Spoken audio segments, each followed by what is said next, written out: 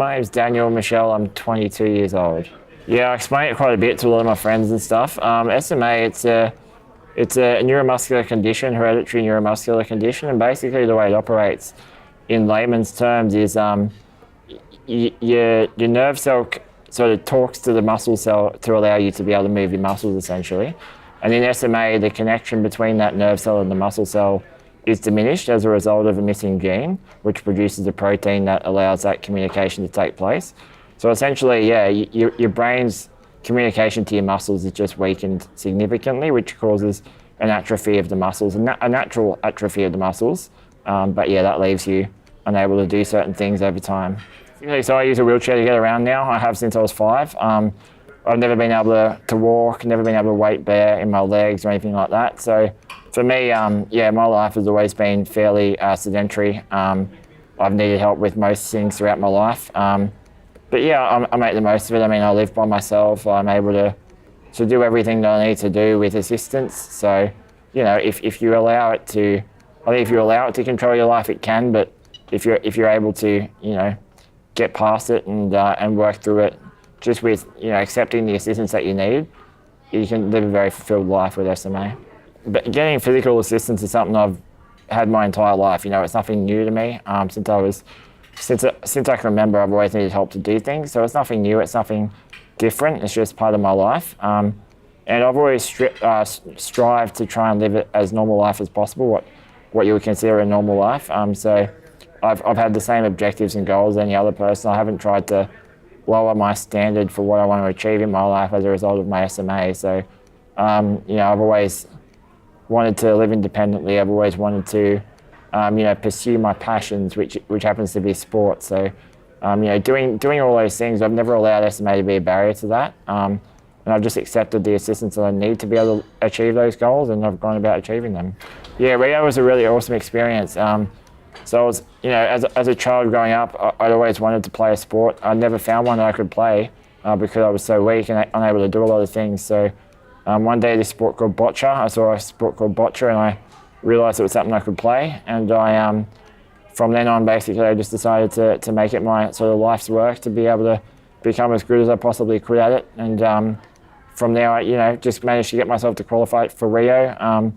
And, you know, that was a dream come true, really, to be able to compete at the pinnacle of a sport as someone with a severe physical disability. I think it was very much a barrier-breaking type of experience for me. And, yeah, to be able to go out there and compete for Australia was something that was, yeah, really, you know, a great achievement.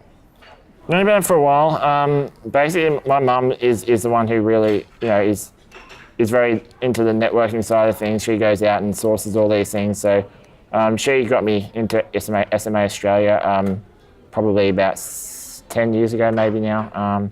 Yeah, and the connection's been pretty strong ever since. You know, the work they do fighting for people with SMA is really good because, you know, us people living with SMA often we don't have the time or energy to do it ourselves. So to have the foundation there fighting for you and going into the trenches for you is really, really good. So yeah, I really commend the work they do, and I hope they continue to go really well. You know, for me, the major support I've gotten out of them is just knowing that they're there, doing everything they can for me. So there's a couple of new drugs that are coming around at the moment for SMA treatments, and I haven't really had the time or the energy to dedicate myself to really finding out about the processes as to how I can get those drugs and stuff, and just knowing that SMA Australia is there, dedicated to doing that for me, has been something that's really given me a lot of peace of mind. And knowing that they are basically doing all those nitty-gritty tasks that I don't really want to have to do myself has been the biggest amount of support they've provided for me, for sure.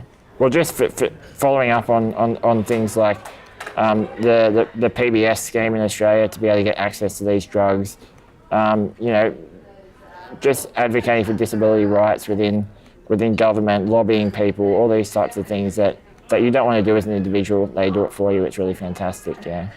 Yeah, so I mean, lots of people with SMA, being able to be in that one place, you know, being able to have contact with all these people, knowing where to find other people who are going through the same struggles that you might be going through and being able to talk to them about it.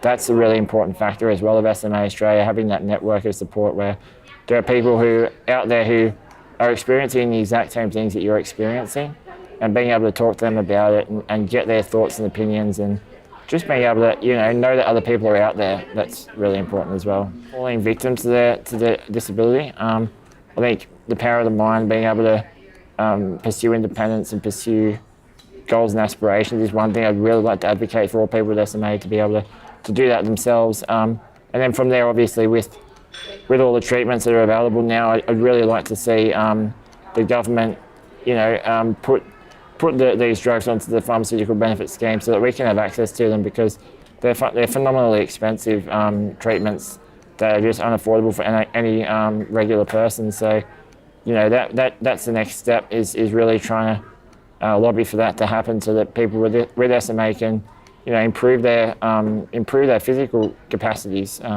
which I think would go a long way towards, helping people maybe get past those mental barriers as well. Don't let SMA define you. Make sure that you're doing everything that you can, and understand where you're at in your life. Understand that support is what you need. You need physical support, but that doesn't mean that you can't do anything that any other person can do. It just means that you might need to do it a little bit differently, and that's not a bad thing. So don't let it define you. Don't let it hold you a victim, and just live an empowered life, for sure.